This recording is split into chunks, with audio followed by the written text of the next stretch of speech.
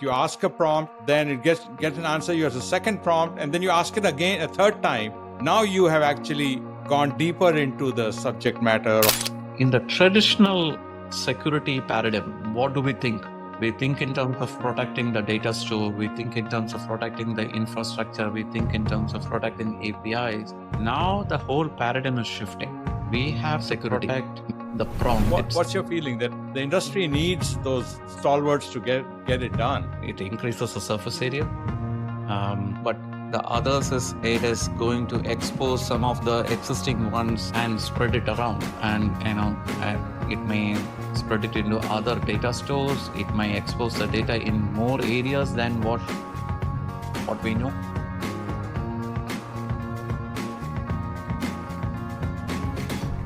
Welcome to this episode of AI Entanglement by Luna Jain. What is AI entanglement? It is about the invisible link that is formed between humans and AI agents. So a lot of collaboration and decisions and algorithms and outcomes are coming as a result of the intertwining effect of AI and humans. So we thought we'd explore that in these episodes of AI Entanglement. Each episode explores how founders, leaders, technologists are adapting to this rapid change. And it would be great to hear from experts who really can shed light on this thing. My guest today is my good friend, Biju Ramachandran, and he's the vice president of data and BI at a SaaS fintech company. His work includes his present role at Volanti Technologies, a fintech company. Previously, he was with Fiserv, which acquired a company he worked at, On Systems. Biju has a vast experience and understanding of technology even before that. So moreover, he's an advisor and investor. So I see that he's got an entrepreneurial mindset on how technology impacts all of us. So with that in mind, Biju, welcome to the AI Entanglement podcast. Thanks, Prem. Thanks for having me in the call. You're welcome, Biju, and thank you for making time. So let's set the stage, Biju. I think the first thing is, I'd like to understand AI agents and AI technology is a new transformation happening. It's not revolutionary, in my opinion, but revolutions and technologies like that have come over the years, and both you and I have been in the industry long enough. But what is your sense or feeling about the adoption rate of AI, and why is it what it is compared to other technologies, generations that we saw with the internet, with the cloud, and things like that? So if you look at AI technologies in general, you can see that the generative AI has seen some of the fastest adoption, even compared with the cloud and the internet. It has seen some of the fastest adoption in the tech history, I would say. The AI ML, again, we have seen a lot of adoption. The agentic framework and the agents, that's also rapidly accelerating. But I would say those are still in the early stage in terms of actually moving into production. Many of them are in the pilot stage, I would say. And in terms of the adoption, what we have to really look at is, there has been broad adoption, but have the organization scaled it in deeply? So again, if you look at different industries, including my own, it is not uniform. There are multiple industries where the adoption is much more faster. If you look at the tech and the SaaS and probably the finance sector, those industries have adopted it much faster than some of the more heavily regulated ones like the healthcare, telecom. But even there also you see a lot more adoption now, but it is not uniform across the board. So one of the recent surveys which you might have seen from McKinsey did talk about organizations in general, their adoption of AI technologies, and what they said is around 88% of the organizations today, as of 2026, have adopted some form of AI, whether it's generative AI, whether it is AML, whether it is more in terms of agentic AI, they have done that. And there was a KPMG report which came out in 2026, which talks about almost 54% of the organizations have moved into the AI agents itself. But as I said before, many of those agents are still in pilot stage, but you will see most of these agents moving from the pilot stage to production within the next 12 to 24 months. So that's At a very high level, that's what at least I'm noticing. I'm talking to a lot of organizations, the ones which I advise, ones which I interact in conferences. That's a general trend which I have seen. Yeah, no, thanks for also sharing the, the research information that helps to calibrate it. So I would say, would you say that on a scale of 1 to 100, it's somewhere around 60, 70% in use, but not wide adoption? Or how would you characterize that? So I would go with the some of the surveys. Mm. I would think around 80% have started using AI in some form of another. Definitely, the generative AI might be the most common. Whether you are using a chatbot or Copilot, that's where a lot of the experience you have seen among organizations. Got it. Now, one of the things we are seeing is the adoption of AI technology into engineering and development of software, as we were just talking right now. Obviously, any new technology creates certain threat surfaces, risk issues. And yet, how are the executives at companies, whether they are CPOs or CIOs or CISOs, how are they weighing the rapid use of AI and making it available to their engineers against the potential exposure of their company's risk? I mean, it would be nice to know because the benefits can outweigh the risk. I'm trying to understand that. I mean, that is true. So every company or every organization is now invested in looking at AI. They want to get make productivity gains. They want to use AI for building out some of the differentiating capabilities. But what has not kept pace with that advancement is the controls which they have, whether it's on the privacy side, whether it's on the security side, or overall compliance. Those controls have not kept pace with what we are seeing in the industry, and that is true across the board. The leadership is seeing a clear ROI in terms of using these AI tools, whether for productivity or others. So there is a push to get those things, enabled, but some of those security controls and general privacy controls have still not been thought through fully. It's not that people don't know, people do understand, but that is still a work in progress as far as I am seeing. In fact, some of the,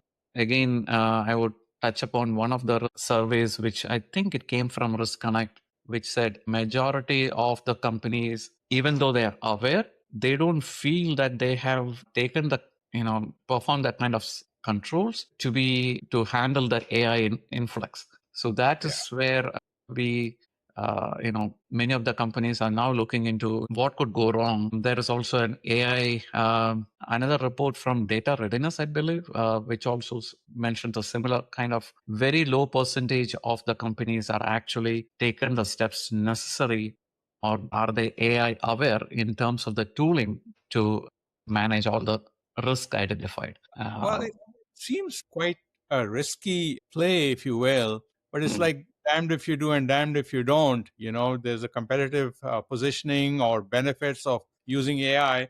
But it would be interesting to know that how has the threat surface increased because of AI? And what has AI revealed more threat surfaces by the nature of its own capability? So I would say both. So today, one aspect is it definitely does expose many of the threats which if it's already there, if your code has vulnerabilities, the chances of I exposing them more is even more higher. But it also increases the surface area.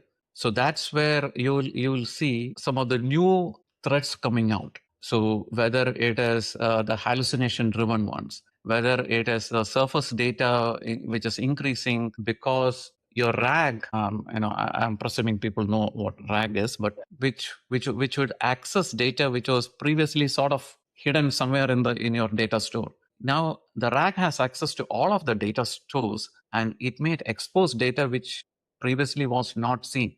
Then there is this prompt injection attacks. So multiple of those kind of security threats are totally new. But if you have weak security practices, whether you are doing unsafe queries, for example, or you are not, there's weak validation or authentication capable, weak authentication capabilities. What is going to happen is AI will manifold expose them and make it even worse. So that's where we have to be careful about when you're using AI. You have to think in terms of, hey, it would expose more of the vulnerabilities which is already there, but it's also going to introduce a new set of threats, whether it's prompt injection, whether it's model map manipulation. All those errors are going to are a new set of threats which is going to come out. So essentially, what you said is right. It is going to increase the surface area as far as security threats are concerned. Yeah. So partly the surface area is increasing because there are several more trust boundaries being created Yes. in the development life cycle. And so you're crossing those boundaries with APIs or code. And so that could be one area that could be happening. And the other is, of course, the fact that prompt manipulation or engineering can also happen, that you ask a prompt, then it gets an answer. You have a second prompt, and then you ask it again a third time. Now you have actually gone deeper into the subject matter or that information. And where to stop that becomes important, right? And that brings up a very good point, because in the traditional security paradigm, what do we think? We think Yeah. in terms of protecting the data store. We think in terms of protecting the infrastructure. We think in terms of protecting APIs. Now the whole paradigm is shifting. We have to protect, those things still need to be protected, but we have to additionally protect the prompt itself, the context itself, whatever reasoning, whatever decisioning, what actions are being taken, all those come under the purview of security protection requirement. Yeah. And And this, you might have heard one additional point, Prem, which I want to add. Recently, we all read about the Claude mythos. Uh, yeah, Mythos, yeah. Mythos not only can find flaws in the software, whether there are security holes, but it can also potentially be used to introduce vulnerabilities into the many open source projects out there. And recently we saw that with Light LLM, and we saw that with Axios. So, and that could threaten the entire ecosystem itself. So that is where we have to have tools which needs to be AI aware, and Well, and watching them. well, let's give credit to the security industry for what they have done in the last 10, 15 years to bring security to the level at the perimeter, at the level that CPOs like you or CISOs can comfortably say that they have a grasp on the security. But now the surface is changing, the concerns are increasing. How are the security companies now delving into this? I mean, one would look to them for addressing it, but are they, for them it's a whole new engineering, which means it opens them up to competitive pressures from others who can come in and say, we are born on AI, we are approaching it with an AI first mindset? Or what's your feeling that the industry needs those stalwarts to get it done? Let me just open. So as I mentioned earlier, many of these threats are new. It increases the surface area, but the others is it is going to expose some of the existing ones and spread it around, and it may spread it into other data stores. It may expose the data in more areas than what we know. Are the companies aware of these risks? To a certain extent, I wouldn't say everybody knows the extent of the problems, but industry is moving towards a set of policies. Already one area what I can see is, today if you look at agents, how should we treat them? Now agents should be treated similar to any user, in my view. So what do I mean by that? So when a user accesses an application, the basic things what we look at is identity, authorization. We audit what actions are being performed, Capability. the capability. Yeah. The same considerations have to be applied when an agent is being executed. What is identity? What is it authorized to do? What actions are being performed? And probably even, is that action authorized? All those steps will have to be looked into. So as I said before, it not only increases the surface area, but it is introducing a whole lot of new paradigm into the security industry. And whether it's existing security industries are able to become more AI aware, or it is the new upstarts which are going to come and address those? Time will tell. Yeah. Well, let's turn a little bit towards the productivity benefits. I mean, the driving force of AI has been the fact that it increases productivity. Now, some would say that it does increase productivity, let's say in writing code, but you also get where something can be done in 25 lines, you might get 100 lines of code, AI generated. Do you run across that kind of a scenario where, because it's so fast, the productivity gain also leads to sort of this uh, scenario? So this is sort of analogous to, a way analogous to, hey, we have a new developer who is working extremely Yes, fast. He can generate code, much faster than some of the others. others in the team. But he will introduce vulnerabilities. He will have code slop. So the Yes. question what we have to do is, how will we treat that? If you have to come back and look at the code and address those issues, how much time saving are you getting?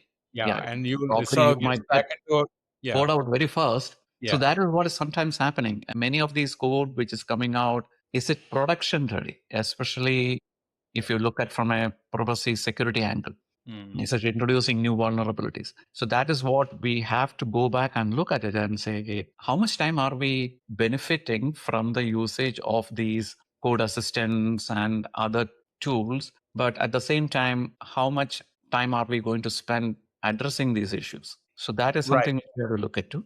But generally, what I would say is it like any other external code or a third party code. The number one thing which we do is review the code, validate it, make sure there are no vulnerabilities. The same approach should be taken whenever there is AI generated code. If you do the proper validation, it is much more safer. But again, you have to really compute and see, you know, how much time are you spending refactoring or cleaning up the slob and, cleaning up the vulnerabilities. That's the only way to really make out So, the let me productivity ask improvements. right. So in this era where engineers want the tools to increase their productivity, they want to stay at state of the art, they want to remain competitive in the industry from talking to their friends and things like that. And the companies also want the same gain. I mean, they want the productivity gain, they want to reduce the cost, if you will. Where is the tussle? Is it the engineers saying, I want, or the CISO saying, wait,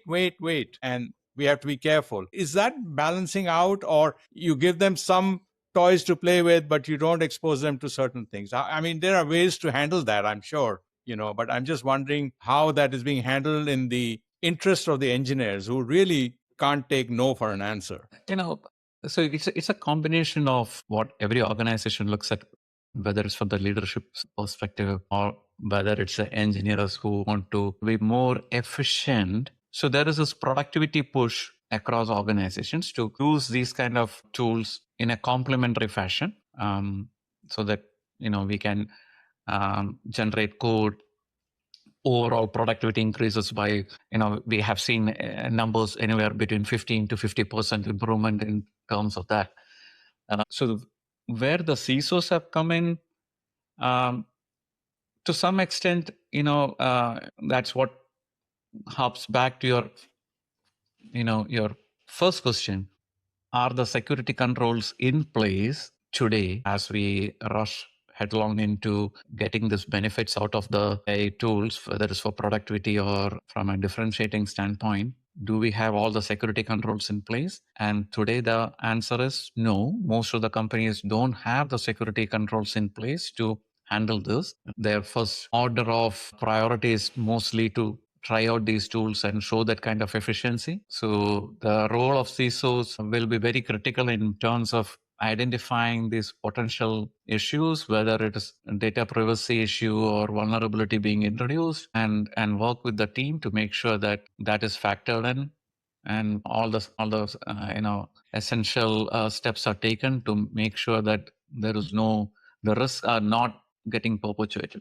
So Yeah. again, one thing which I would say at this time is it's not always the first company to come out with all these efficiencies which is going to win the race. at the end of the day, the companies which takes care in terms of providing a secure code would ultimately succeed. Yeah. Otherwise, it's a matter of time before something gets exposed, whether it's Yeah. data or some nefarious actor would take advantage of the security issue. Yeah. That's the risk which teams has to balance it out. That stands to reason. And I think that CISOs want to see security as an enabler of productivity, not as a disabler. Yeah. They are, I think it must be, in a way, almost exciting time for them too, because they are now dealing with a new surface on which they can enable the productivity of the company. I don't, so I hope that is how it's being perceived, and they're working with the security development companies. But in the in the real world, where it's almost a not a trick question, but where is the threat surface coming from, or where is the risk coming from? Is it the fact that AI by nature is not deterministic, or is it because of the prompt injection, or is there data leakage? Those kind of things. Where is the security concern likely to So come from? Let's put it that yeah. way. Yeah. So if you look at in any order, I would think the biggest risk is oftentimes the data leakage itself. So when I say data leakage, it could be because of the prompts, because of the RAG pulling out data and exposing it. So one example I'll tell you, because when we were developing the RAG, what we observed is it had access to some documents during a validation cycle. We caught it. Luckily, we were looking at what access to which documents it has. So there were certain cases where it got access to a repository, and there were certain documents which it should not have accessed. So that's one example of where the RAG will pull in data which was not intended to access. So the other example is everybody is using generative AI, the chat. Some employee, puts into the chat some kind of PI data, whether it's related to the customer or whether it's some confidential information. He pastes into the tool, and suddenly, that goes into the external world. So some of these are inadvertent, but the some of the others, like the code slop, is again that's the nature of the some of the coding assistance. It may not be inadvertent, but if you don't do the validation and if you don't review the code which has been generated by these kind of code assistants, that becomes a problem. But so that's where I said there are two different segments. One is if you have insecure code today, whether it's existing ones, then chances of AI exposing them is high. But the code also, but the AI tools also can generate new set of tools, a new set of vulnerabilities, whether it's accelerating some of these bad patterns. It introduces bugs in the code, and in future, what could happen is any of these agents in terms of the workflows, it takes actions which is not intended. It could be a misconfiguration. All of these are issues which we'll have to look into. So today we are all looking into how can we prevent any data mishandling or data being exposed, which it shouldn't. But tomorrow it will be more in terms of will that agent take some autonomous decision which it should not have. So that's Yeah. Well, I heard somebody say also to me the other day that large part of the exposure comes when AI agents are trying to be very helpful. Okay. And you have to curb their desire to be helpful. Otherwise they can go off rails. But I'll switch to this point again, is that, I mean, obviously the train has left the station, or plane has left, the rocket has left, and it's going to keep growing. But if you look at it a little bit further down long term, and you were saying 12 to 18 months time frames of certain things, but, do you think that AI will uh, keep pushing the tooling and the culture and the strategy within the companies to become such that, in the net, the security advantage will not be a liability? A security will be an advantage, not a liability. So I would say that you have to definitely do the tooling or the redesign of the tooling. You have to educate the teams. It's almost like a culture shift. If you remember how the situation was when as came out, the first, Yep.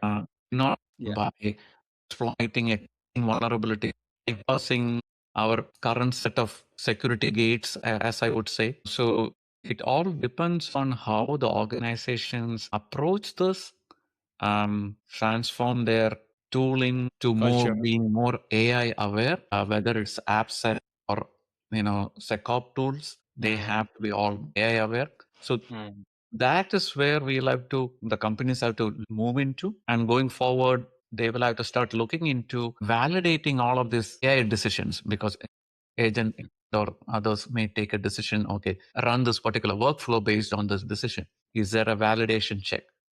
yeah. Do you have a policy engine for these kind of agent actions? So essentially, what I'm saying is there should be a continuous monitoring of the AI behavior, a monitoring of the output. Without that, it could be a risk. So Yeah. it may help in some ways. It may also Set need you to back. be, yeah. Yeah. Well, as we come to the end of this podcast, I think we can go on and on. This is such a wonderful new area of discussion for our industry, and technologists like you and I. We love these challenges, and but I think looking ahead, I would say that just not from security perspective, but where, if you were to project, would be the innovation, say 3 or 4 years or 5 years from now in AI, that you can see if we can knock off all these current challenges, security, productivity, tools chain, all of these things. Do you have any feeling like prognosticator of where AI could be taking us? So I would say there will be more tooling and framework which will come out of this. For example, industry is already moving into some of the approach towards agent security. We touched upon it briefly, where we have to look at the identity, we have to look at the access controls, what Mhm. guardrails we are setting for an agent. So there is move towards that. We check whether now we are checking against a policy. Is the agent allowed to access this? Is the agent allowed to perform this action? For example, AWS has come out with their own sort of like the reference framework for agentic AI security. NIST has come out with some recommendations. So there are already standard bodies and cloud vendors who are starting to look at this, as well as I'm sure some other companies. So I would see in the next 12 to 24 months, there will be a lot more focus into the security aspects, the privacy aspects, the compliance of uh, you know of all these tools out there, and making sure that we can safely and securely use these tools and don't worry about what might happen, whether my data will get exposed, whether it'll perform an action which is not authorized. Yeah.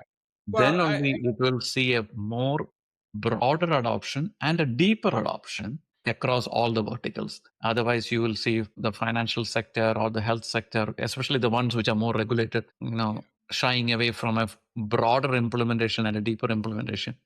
So yeah, that's definitely something everybody has to yeah. take into account. Absolutely. And I think, well, thank you very much. I think there you have it. I think that AI is rapidly moving into our lives and work at home as well. And it's a matter of time when AI will just become a accepted fact, and it will become much more known as a tool or a capex or an ROI capability. It'll be measured by that rather than threats and things of that nature. But we are far from that. But Yep. Biju, thank you very much for your insights, and there'll be many more podcasts I'll be able to have with you over this matter.